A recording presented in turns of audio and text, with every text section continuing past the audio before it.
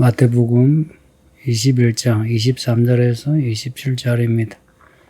예수님이 성전에 들어가셔서 사람들에게 복음을 전하셨어요. 대제사장들과 백성의 장로들이 이런 예수님이 못마땅한 겁니다. 예수님에게 하는 말이 네가 무슨 권위로 이런 일을 하느냐, 또 누가 이 권위를 주었느냐, 권위 문제로 시비를 걸어요. 앞에 그 성전을 뒤집은 사건이 있죠. 또 성전에서 나오는 병자 고친 사건이 있죠. 도대체 이런 일을 하는 거 무슨 권위로 이런 일을 했느냐 하는 거고요. 또 성전에서 사람들에게 가르치는 거 무슨 권위로 하느냐 하는 겁니다. 예수님이 대답하시는데 나도 한 말을 너희에게 묻겠다. 너희가 대답하면 나도 무슨 권위로 이런 일을 하는지 말해주겠다 합니다. 지금 이런 패턴 반복되는 거 보이죠? 유대인들, 그 대제사장, 서기관, 바리새인, 예수님을 대적하는 이 사람들이 예수님께 시비 걸고 예수님이 그 시비에 대해서 또 말씀을 반문하시고 해서 이들의 정체를 드러내시는 겁니다. 25절에 예수님이 물으시는 말씀은 요한의 세례가 어디로 붙었냐? 하늘로 붙었냐? 사람으로 붙었냐? 라고 물어요. 요한이 요단강에서 세례 준 거 있죠. 그 사람들이 온 땅에서 요한에게 와서 세례 받았어요. 예루살렘에서도 사람들이 와서 세례 받았고요.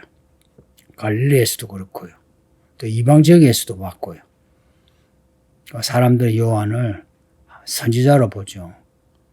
그 요한이 그렇게 세례 준 거 하늘로 붙었냐? 하나님이 주신 권위냐?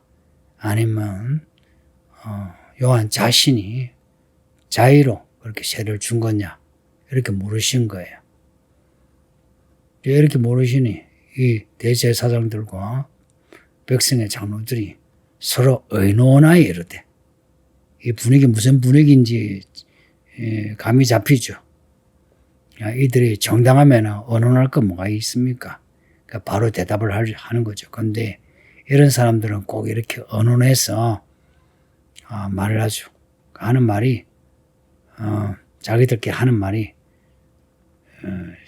요한의 세례가 하늘로부터 온 거라 하면 왜 예수를 안 믿느냐 하는 거예요. 요한이 예수님을 메시아로 인정했잖아요. 근데 메시아로 인정한 그 사람을 이 대제사장들과 백성의 장로들이 왜 따르지 않느냐 하는 거예요. 근데 만일에 요한의 세례가 요한이 마음대로 자기 자유로 세례를 줬다 하면 그건 이제 요한이 거짓 선지자가 되는 거죠. 그러면은 백성들이 요한을 참 선지자로 여기는데 백성들이 들고 일어나는 겁니다. 그 백성들이 무섭다 해서 예수님에게 대답하기를 우리가 알지 못한다고 합니다. 이들이 비겁하죠. 백성이 무섭다. 백성이 눈치 보고서 대답을 하는. 벌써 이들이 스스로 틀렸다는 것을 드러내는 겁니다. 예수님 하시는 말씀이 나도 무슨 권위로 이런 일을 하는지 너에게 이러지 않겠다. 말해주지 않겠다 합니다. 예수님이 이들을 어떻게 보시는지 나타나죠.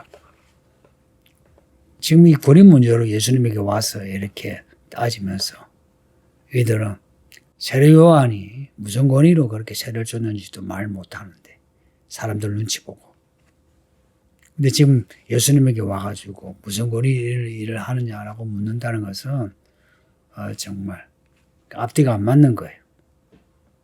이미 세례 요한이 예수님을 선지자로 참 선지자, 참 메시아로 인정했는데 근데 이들이 요한에 대해서 사람들 눈치 보고서 이러지도 못하고 저러지도 못하고 예수님을 지금 어찌하든지 책 잡아가지고 고발하고 죽이려고 하는 앞에서 이미 이들이 예수님을 죽이려고 작정을 지금 하고 있거든요.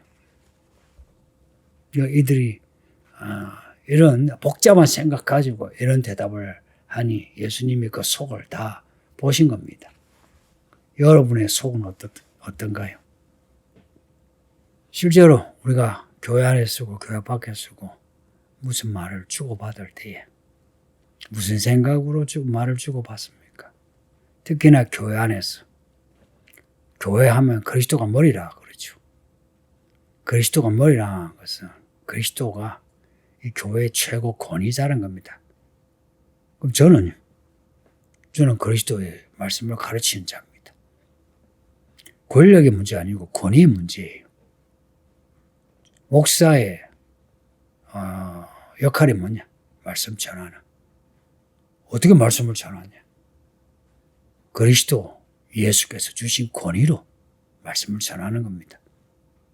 말씀의 권위예요. 말씀의 권위로 여러분을 가르치는 겁니다. 거기에 대해서 여러분이 이 민주주의 시대에 나는 뭐 그런 거 배우기 싫다, 듣기 싫다, 난 내가 알아서 한다 하면은 그러면은 교회 안에 있는 게 아니고 교회 밖에 있는 거죠.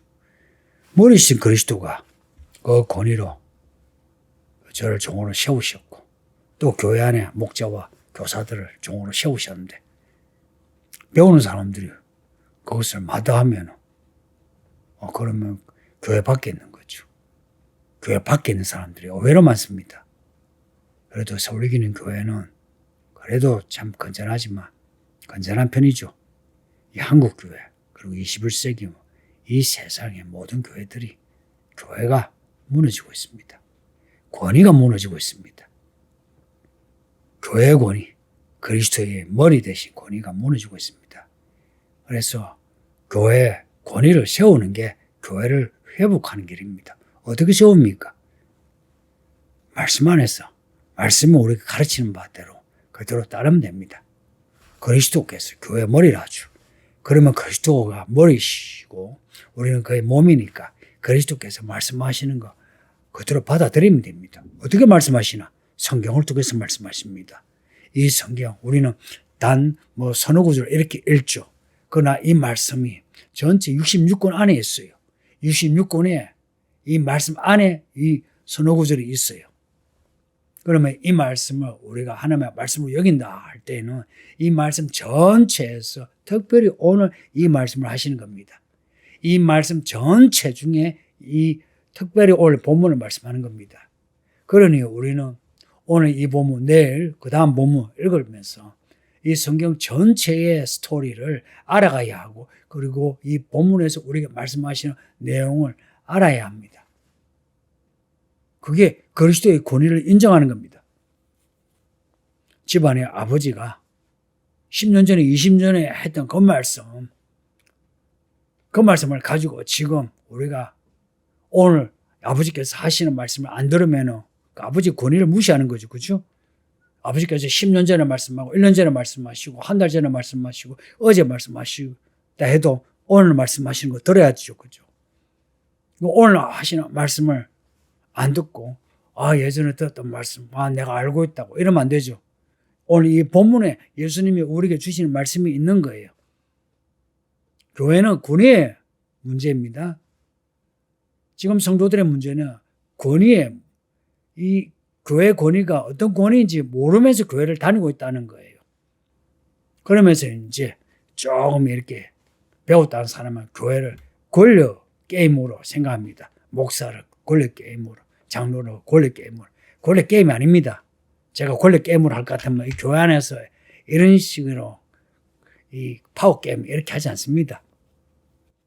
교회는 권위의 문제입니다. 권력의 문제가 아니고 권위의 문제라고. 이 말을 이렇게 반복해서 하는 이유를 아시죠? 권위의 문제입니다. 권위의 문제.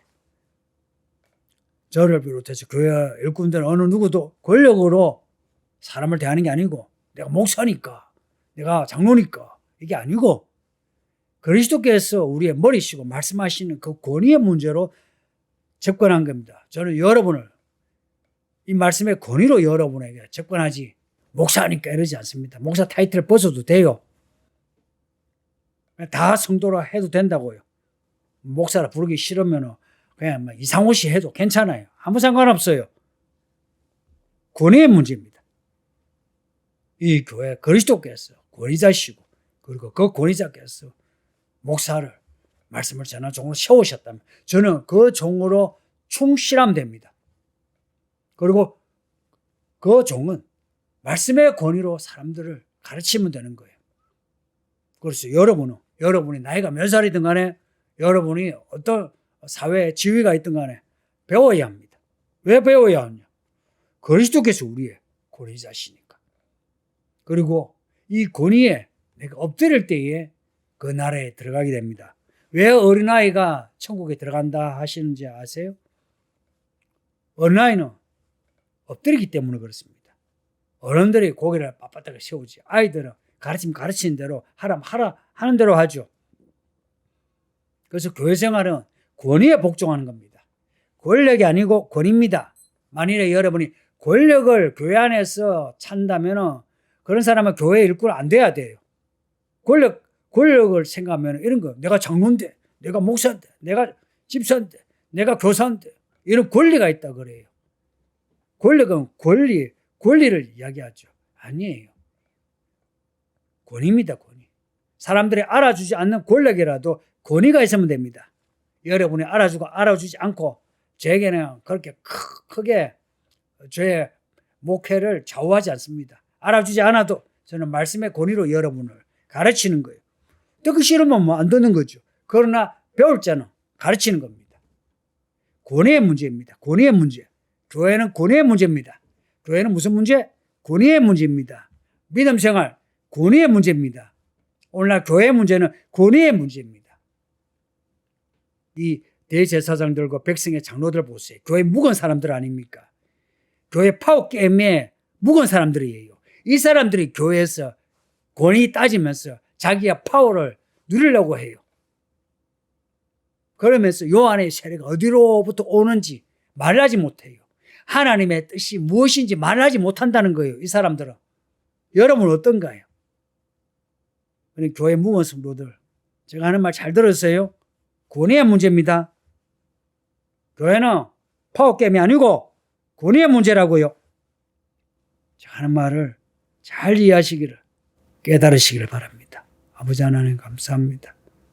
우리에게 이렇게 차근차근 하나하나 입체적으로 가르쳐 주시니 할렐루야. 죽을 때까지 예수님 앞에 엎드리게 하소서. 우리 모두가 다 주의 종들 되게 하소서.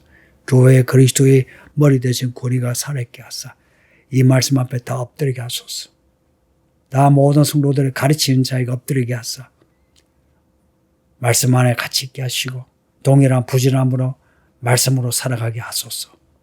예수님 이름으로 기도하옵나이다. 아멘.